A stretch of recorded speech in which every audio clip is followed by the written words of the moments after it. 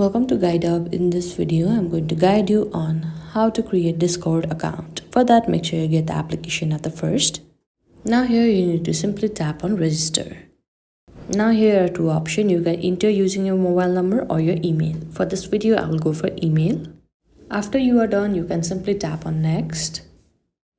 And here you need to enter your display name. You can either skip this step or you can simply enter it over here.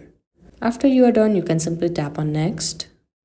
And here you need to create an account, that is your username and your password. After you are done creating, you can simply tap on next. And here you need to enter your date of birth.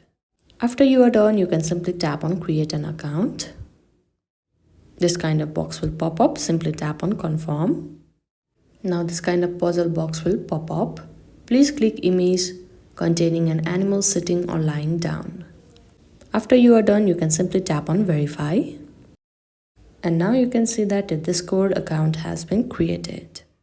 Now you can chat with your friend via voice, video or text and join servers where large communities gather.